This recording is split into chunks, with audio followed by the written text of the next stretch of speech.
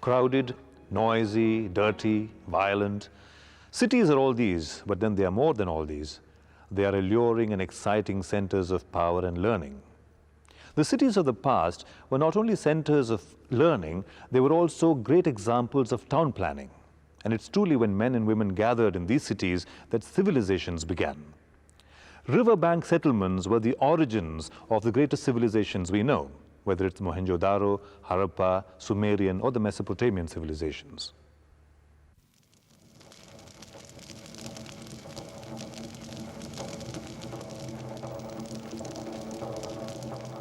Copper and tin melting together. A great revolution that happened several thousands of years ago. Bronze made man more powerful. The wheel had already made his life more mobile, more perfect. A new age was ushered in. He left his barren homeland, looking for greener pastures. He finally reached the banks of the great rivers. The vast stretches of fertile plains were ideal for him. Water was abundant, and the harvest was plenty. About 5,000 years ago, the settlement on the riverbanks developed into the world's first cities. The cities were enormous in size, superb in sophistication, and meticulous in town planning.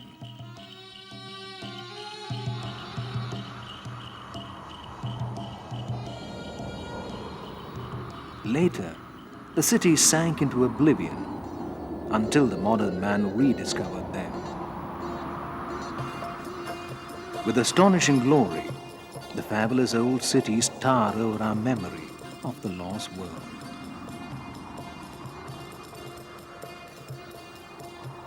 The colossal ruins of temples, statues and pyramids of Egypt tell us about a magnificent old world where science, art, and the art of living attained monumental levels of perfection.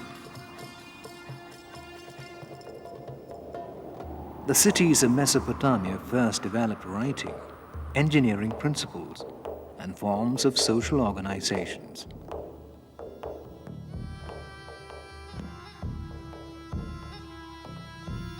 The Harappan civilization was the largest of all the old world civilizations. The Harappans were mighty masters of town planning and craftsmanship. The civilization expanded over 3 nations: India, Pakistan, and Afghanistan. Nearly 1,000 sites have been identified. Majority of the sites lie on the plains of the river Indus and the now dry course of the river Gagga. The most amazing element is the uniformity of standardized designs, common currency of seals and script throughout the vast area.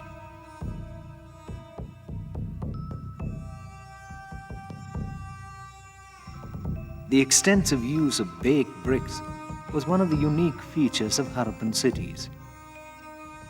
The baked bricks were used for lower-class houses as well as citadel complexes, but the bricklaying patterns were varied.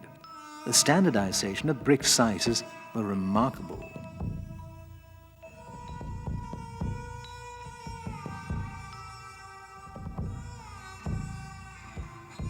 The Harappans developed an unparalleled concept of sanitation. The cities had well-maintained drainage systems.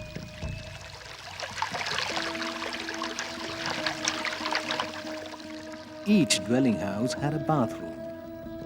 Bathrooms were linked to the brick drains running down the street. The smaller drains were covered with bricks. In some houses, the wastewater flowed into soaked jars. The Great Bath at Mohenjo-daro is believed to have been used as a public bath. Water reservoirs were scattered around the town of Dholavira. The rock-cut reservoir is one of the first of its kind in the world. The reservoir stored rainwater.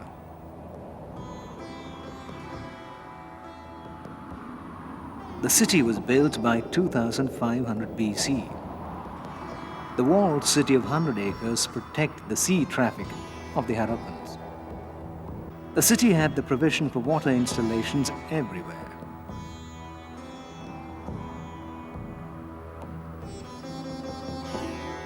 The drainage system was quite intricate.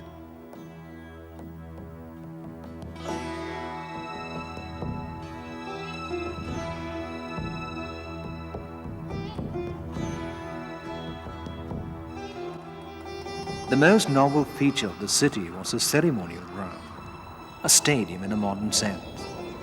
The sprawling pitch is believed to have been used for religious festivities, rituals, and recreational activities.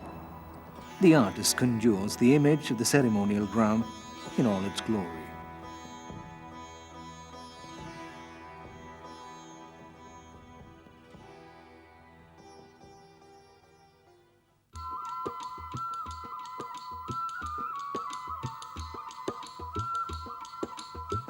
Craftsmen worked with beads, stone, metal, and terracotta. The potter's art achieved extraordinary perfection. Pottery was made on potter's wheel and fired on high temperature.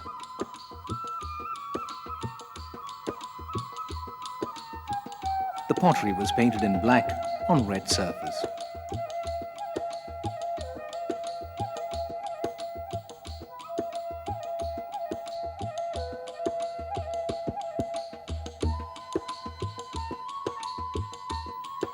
Metal workers excelled in manufacturing beaten copper and silverware.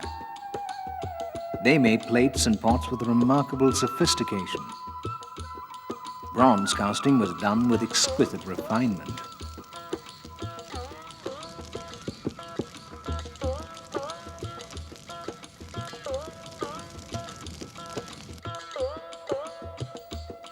Woven textiles were very common throughout the Harappan times. Fragments of dyed and woven fabric were discovered in many excavations.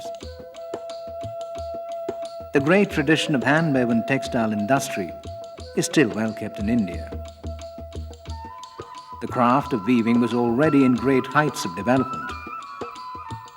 The clothes were often inlaid with gold and gems.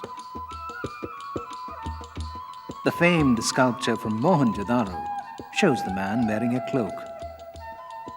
It is believed that the empty spaces in the design were to represent gems. The cloak in real life was inlaid with precious stones. The tradition is still kept alive in the villages around the ruined port city of Harappans. But the gems and rubies are no more with them. They found a cheap substitute, mirror. Harappan life was celebrated in bright colors, and it was enriched with a large array of jewelry.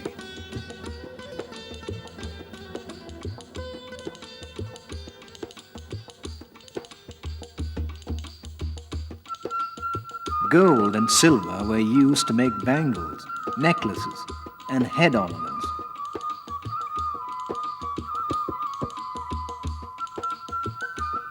Superb beads were manufactured from a wide variety of stones and shells. Cosmetic accessories and eyeliners were also found. The Harappan legacy is still part of the Western Indian villages. They keep a world apart from the rest in varied forms of jewelry, exuberant colors, and elaborate makeup. The Harappan mother goddesses are also shown wearing many ornaments and headdresses. They worshipped the mother goddess. Some seals show the presence of a yogic figure. Animal worship was also widespread. Unicorn is the mythical animal engraved on many seals. Seals were used as stamps of authority in trade. The seals had short inscriptions on them. These inscriptions are the key to unravel many mysteries, but the script is still undeciphered. The mainstay of the economy was agriculture. They cultivated wheat and barley.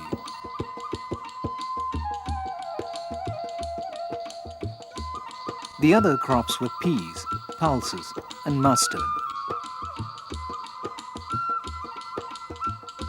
Cotton was also cultivated. They domesticated cattle, sheep, and goats. They kept domestic fowls also.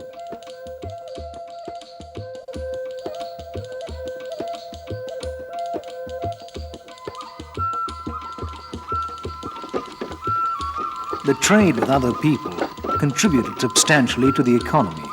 Marketplaces are identified in many sites.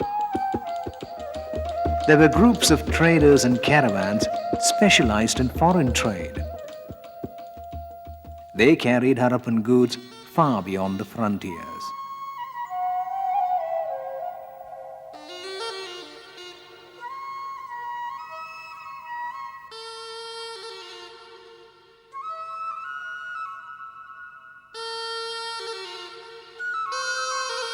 Some traders sailed to other civilizations.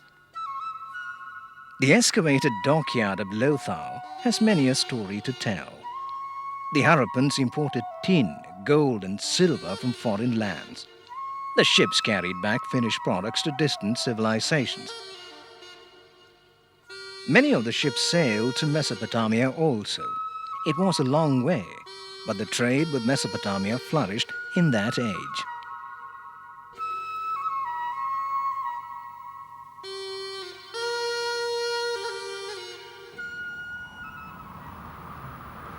Mesopotamia is often called the cradle of civilizations.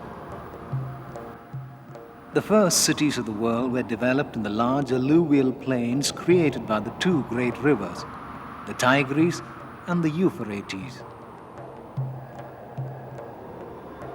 During the 5th century BC, Sumerians came to this fertile valley. They laid the foundation of the civilization. The process was slow but steady. It attained momentum by the second half of 4th century BC.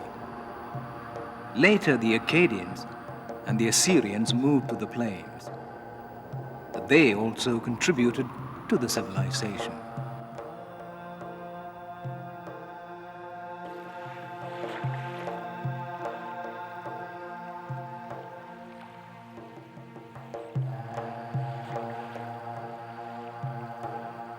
Sumerians were masters of agriculture.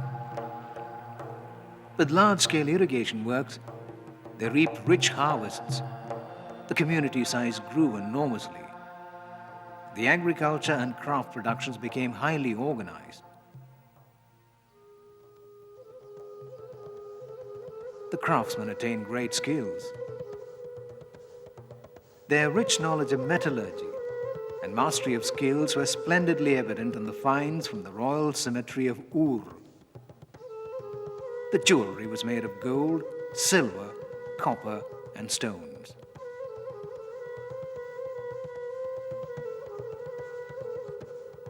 The plates and bowls are intricately worked in gold.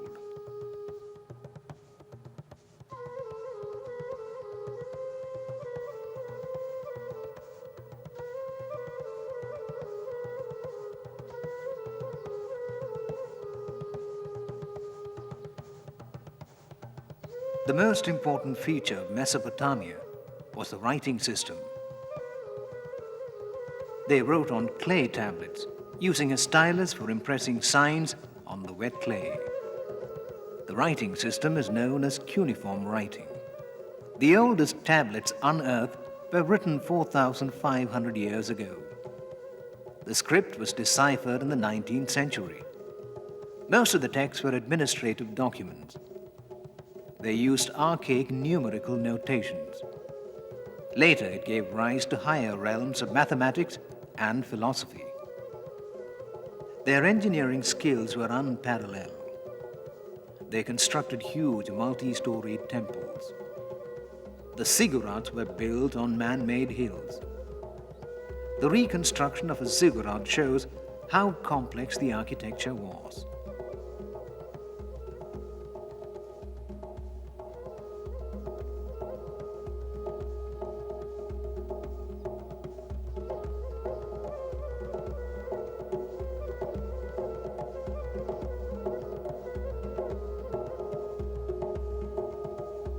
Some of the ziggurats were 7 stories high. These architectural wonders were centers of learning.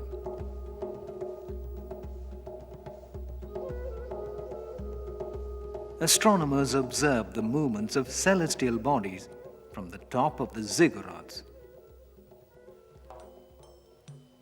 The prevailing social complexity gave rise to an early form of class society. The legal codes institutionalized wealth and power. The king was next to God. Official priests and the elite were next in the order. Common people did not have free will. Rigorous laws didn't give much freedom to women. The palace was the main administrative authority, but the temple was the center of community life. The trade network was also centrally controlled. For the caravans of Mesopotamian traders, the river of Nile was not far away. For the Egyptians, life was along the river Nile. The people depended heavily upon the river. The river was very faithful to the people. It rose, fell, and deposited layers of silt on the banks at a predictable rhythm. An advanced culture emerged on the banks of the Nile by 3000 BC. The people of Egypt were obsessed with the beauty of life. They celebrated death as an entrance to the netherworld. The step pyramid at Saqqara is the oldest known building constructed of stone.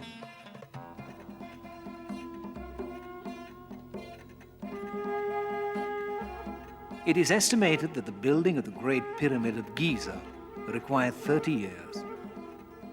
About 1 lakh people were employed in the project. The inner corridors led to a funerary chamber of the king. The dead king lay there to continue his duty as the king of the dead. For the well-being of their dead king, the Egyptians preserved his body.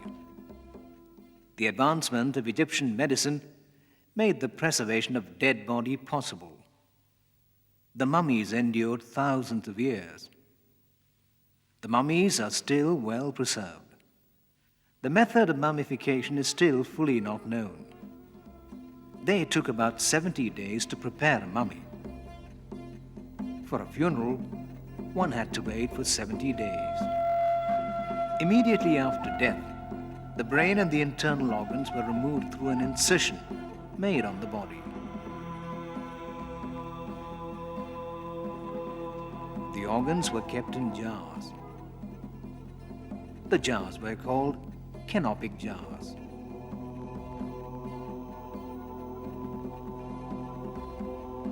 Draining the body of moisture was a major task. The skill of the embalmers were very crucial. After anointing the body with oils and ointment, they wrapped it in a series of bandages.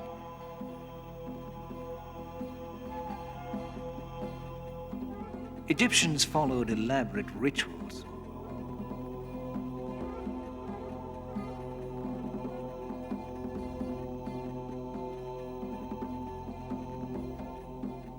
Coffins were carved with texts about the other world. Some of the sarcophagi contained inner and outer coffins of gold and gilded wood. The Egyptians made sure that their dead were not in want of anything in the afterlife. Articles of furniture, jewelry, chests of clothing and utensils were part of the tomb equipment. Some of them were used by the dead in their daily life. Many items were of pure gold. Egypt was called the land where gold was as plentiful as the dirt on the ground. The walls of the tombs and temples were decorated with painted reliefs.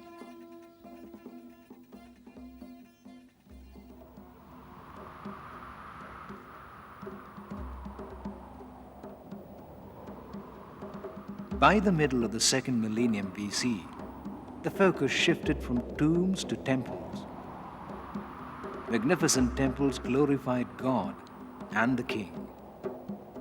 With the great Ramesses II, the temples achieved monumental stature. Temples began to bear testimony to the military achievements of kings. The classical temple plan had many elements, including the chapel, pylons, hippo-style halls, and an avenue of swings. The Hall of Offerings was preceded by a colonnaded antechamber. The stone columns often represented the papyrus stocks. The floor represented the water, and the ceiling stood for the sky.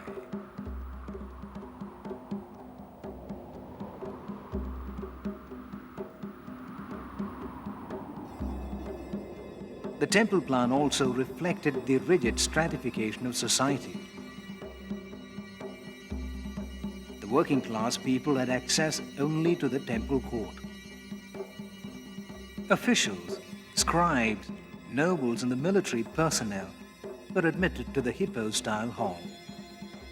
Only the chosen few could be near the divine statue.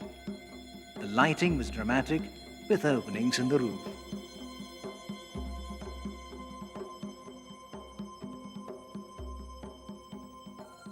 Temple walls and statues have inscriptions on them. The script is called hieroglyphs. It was written from right to left.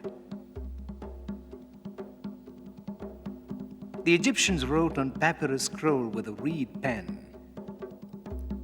They taught writing and arithmetic in schools. Only very few people could read and write. The scribes commanded a high status in society.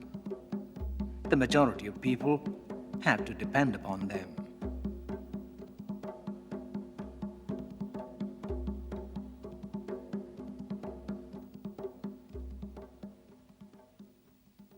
The Ramesside age was followed by corruption. The later rulers could not regain the past glory.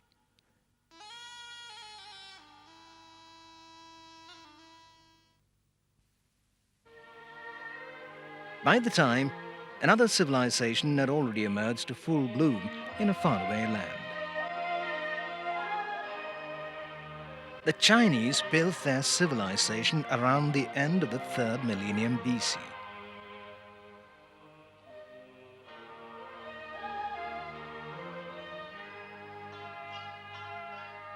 They developed a writing system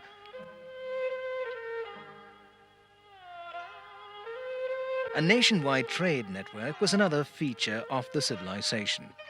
It helped create a large base for the cottage industry.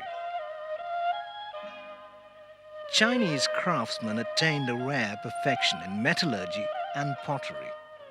The silk and the elaborate polychrome painting on it were unique and exquisite in craft and technology, and the Silk Route brought many a civilization together. It was indeed a new age where the East met the West. Craft, technology, and ideas fused together and spread far and wide, paving the way for many civilizations to come.